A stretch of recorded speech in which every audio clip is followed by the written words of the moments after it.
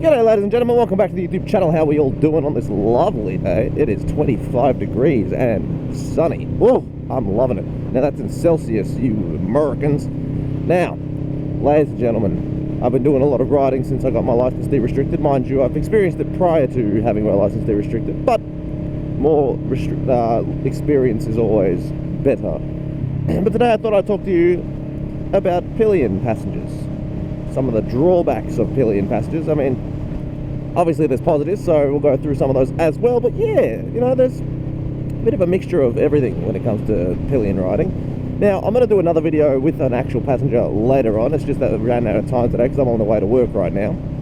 So look out for that one. Unfortunately, the next few days are going to be pissing down with rain because, of course, we get 2-3 days of sunshine and then it's just constantly buggered with rain. Hello there.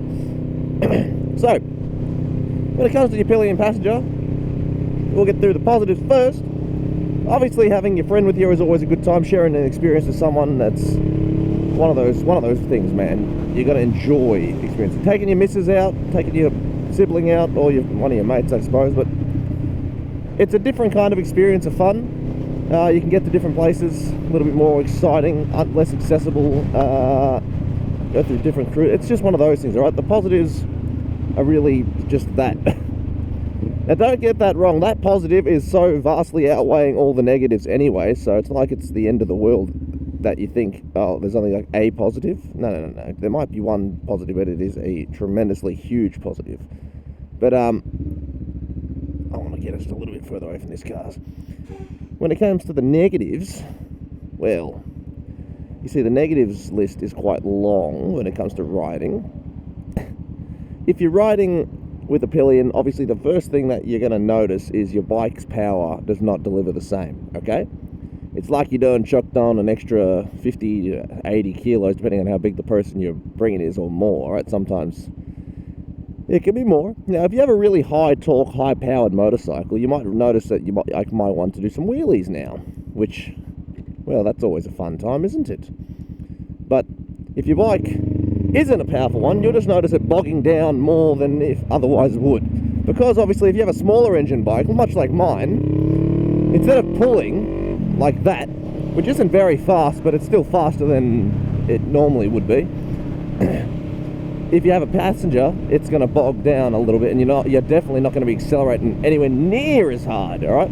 So you need to make sure you're aware of that very reason, because if you're accelerating out of trouble, you might get stuck in situations because you're trying to get out, but your bike's not moving like it normally does, and that's something you should be well aware of, because obviously you might over and misjudge a situation, so it can lead to problems. So just be aware of that one, okay? It's a little thing. Your bike's not going to move like it normally would. Now, the other one that I would call Captain Obvious is your brakes, all right? When riding with a pillion passenger, if you don't use your rear brake, you better start using it, because when you have a passenger, you have a lot of weight on that rear tyre, so your rear brake is going to become your friend. Now, it's just going to be one of those things that if you don't use it at all, well, it's time to start learning. Time to start learning. But if you do use it, well, then it's going to come naturally to you and you won't really be different. But because I use a lot of rear brake when I ride anyway, because, well, I don't know why I do, honestly, I just do. But it's nice to have it there, because if you have the habit, you'll stop a lot better than if you didn't use it. But I feel like that's a bit more obvious. Everyone should sort of know that.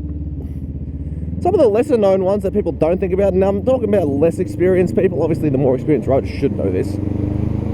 Hello, loud truck. It's that when you lean, obviously you know where the bike's going, so your body will naturally lean to it. But a pillion who doesn't ride with you often, or is never educated, might not do that. So my girlfriend was like this when we first rode.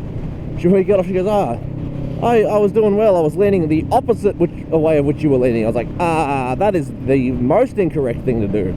So when you're leaning with a pillion, you got to make sure you tell your pillion to lean the same direction you are, because the bike can get unsettled when you have two different points of leaning, thus making your ride feel more stiff and sluggish around bends, which can be dangerous, especially around certain corners, all right? Making sure your pillion holds on is a very important thing as well, because if they don't hold on, there's a chance for them to go woo and stuff like that. Now, I find one of the positives, actually, again, when you're riding with a pillion, you're actually less inclined to be stupid. I know people do, but I find myself being even more of a safer rider because, well, now my life is not only in my hands, but so is the person on the back of the bike. And, well, if you have an accident that leads to the injury of your friend or missus or family, whatever, it's going to be a lot more painful to the mentals than it otherwise would be if you just fall off on your own. You know what I mean? It's just one of those things that you don't really want to risk injuring. With that being said, if you do have the right to do a pillion, I'd say give it a crack, but some people just don't like it. Honestly, I find like sports bikes are definitely not the main sort of genre for having passengers. Just because they can doesn't mean they should. That's the wrong gear. They like do. Naked bikes are definitely the commuter of the towns if you want to have passengers, or cruisers, right? Like I said, I'm not big on Harleys, but if I wanted to take my girlfriend around the countryside on a bike, I'd probably take her on a cruiser, like a Harley or an Indian, because honestly, they're comfortable. You can get more out of them for that reason. They're just cruisier things, and I think it's just a better passenger experience than your typical sportier bikes will be. But that's just my opinion. Other people might disagree. Yeah, that's life. There's opinions don't really matter. But that's mine, alright? If I was having passengers, I'd rather have a cruiser or a naked bike. But hey, look, if I buy a sports bike, tough shit, hey? Oh, hello there. But also, the cruisers tend to have more torque, which is good anyway for having passengers. You want that power, baby. Don't need horses, you need power. But that's pretty much all it is when it comes to pillions. Just be careful with your brakes. Know your bike's acceleration changes, because obviously you won't know them until you do it a few times. So try and get yourself out of crazier situations. And know your brakes, because you're braking with twice as much weight now, so you kind of need to know how much stopping power the bike is capable of. My brakes are quite woody after I compared it to an R1, but there's a fly on my visor again. Bloody get out of there. Why is there always a fly on these visors? But then when you ride it all the time, you get used to it. Every time I get bloody bugs on my windscreen, man. But ladies and gentlemen, I do hope you ride out there. I hope you get around safely. Enjoy the sunshine when it's around.